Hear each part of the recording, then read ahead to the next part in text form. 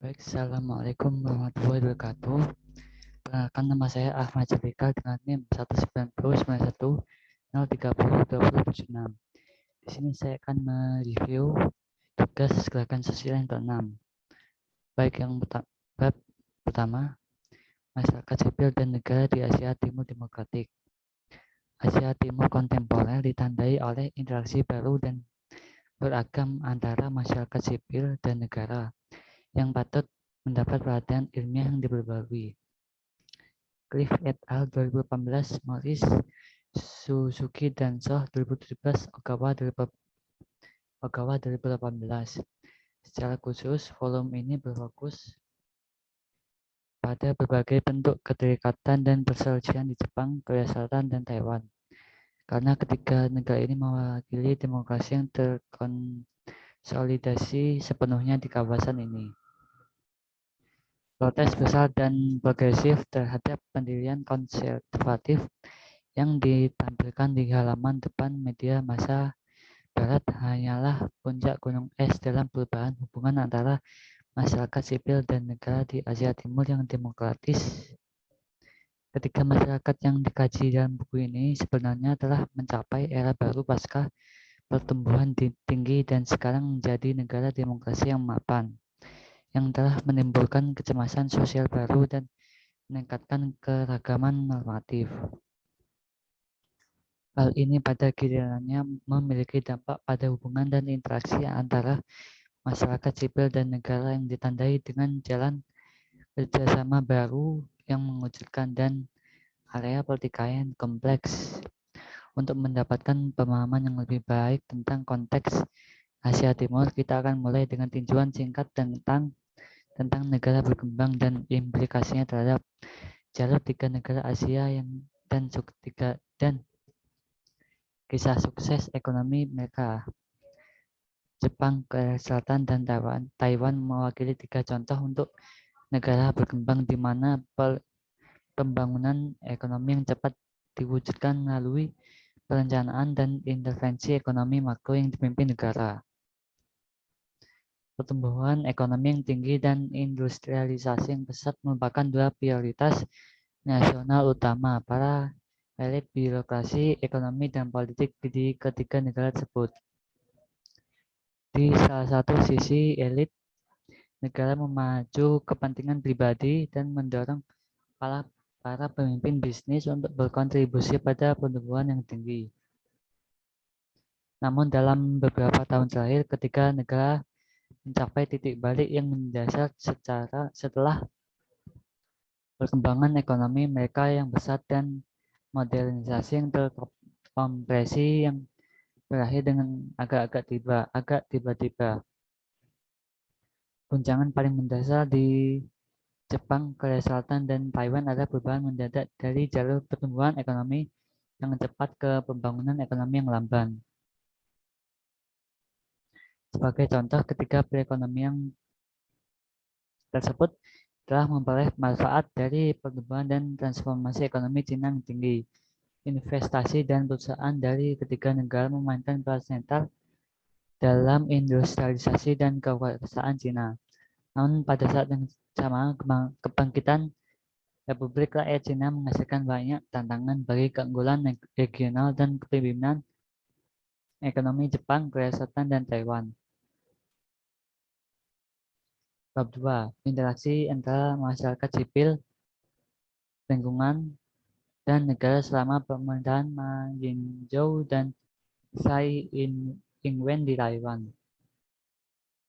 Bab ini membahas dampak politik dari ketidakpuasan rakyat terhadap beberapa isu sekunder di Taiwan yang mendorong formasi politik arus lama seperti DPP untuk kembali ke retorika awal lingkungan dan keadilan sosial.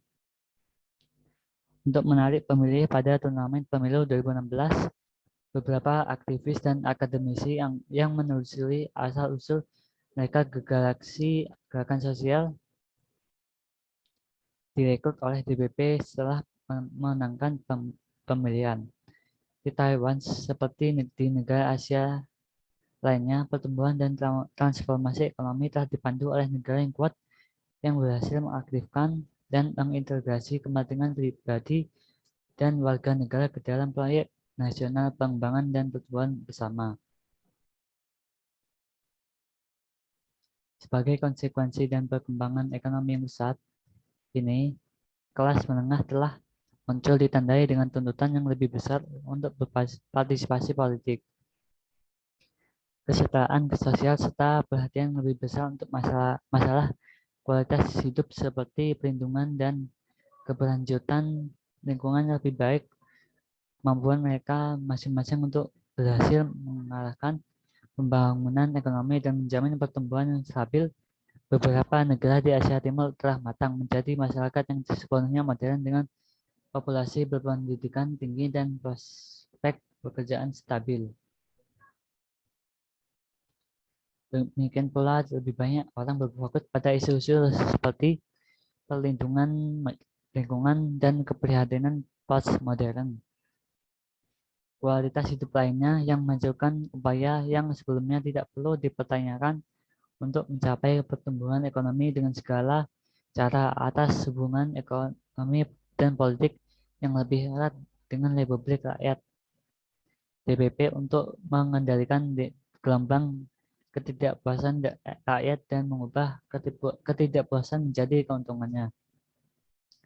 Dengan memperjuangkan beberapa isu, pada prinsipnya AMDAL menetapkan bagaimana proyek pembangunan dengan ukuran tertentu harus direncanakan dan ditinjau. Persyaratan apa yang harus dipenuhi dan apa denda dan hukuman bagi pelanggarnya.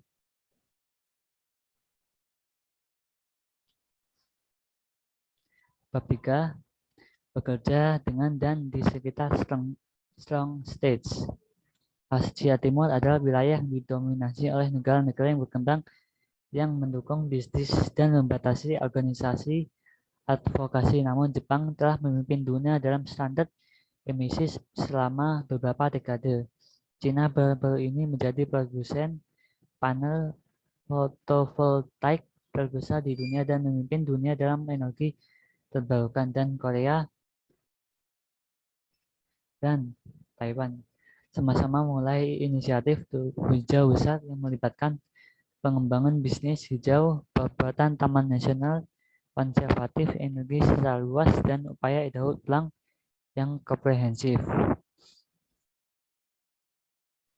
Asia Timur adalah kawasan yang dicirikan oleh negara-negara berkembang yang memprioritaskan pertumbuhan ekonomi dan bekerja sama dengan kepentingan bisnis untuk menciptakan kawasan ekonomi paling dinamis di dunia. Pertumbuhan ekonomi yang cepat di kawasan ini telah menimbulkan kerugian lingkungan dan sosial mengerikan karena polusi yang intern menyebar secara industrialisasi yang cepat.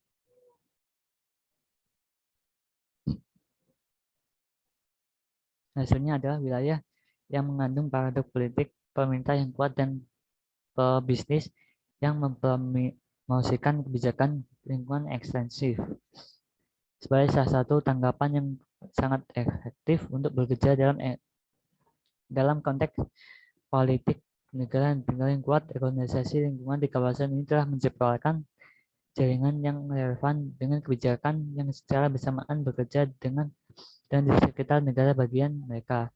Melalui jaringan ini baik formal maupun informal, para aktivis lingkungan di kawasan ini telah menemukan cara untuk memanfaatkan sumber daya mereka yang langka dengan berbagai informasi dan mengkoordinasikan upaya advokasi mereka.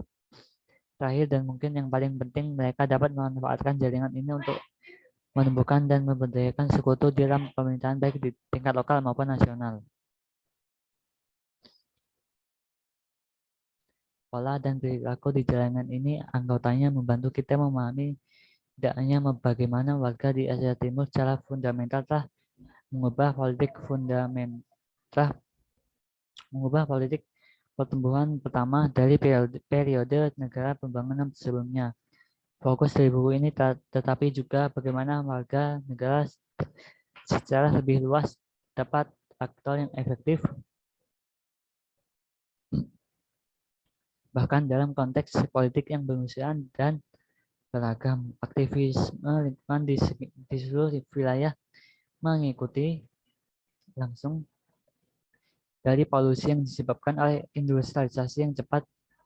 Penduduk yang tinggal di dekat fasilitas industri mendapati kesehatan dan mata pencaharian mereka terancam oleh perusahaan yang mencemari dan menuntut ganti rugi.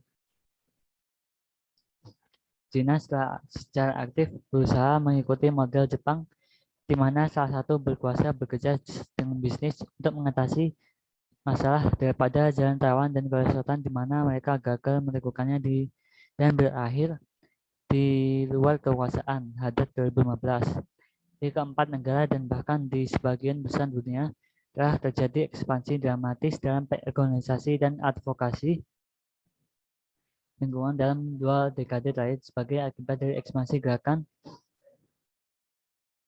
lingkungan global dan penyebaran teknologi informasi yang memiliki dampak signifikan dengan cepat mempercepat laju transfer informasi dan memfasilitasi penciptaan dan pemeliharaan jaringan organisasi. Baik, sekian dari saya. Mohon maaf apabila ada salah kata. Wassalamualaikum warahmatullahi wabarakatuh.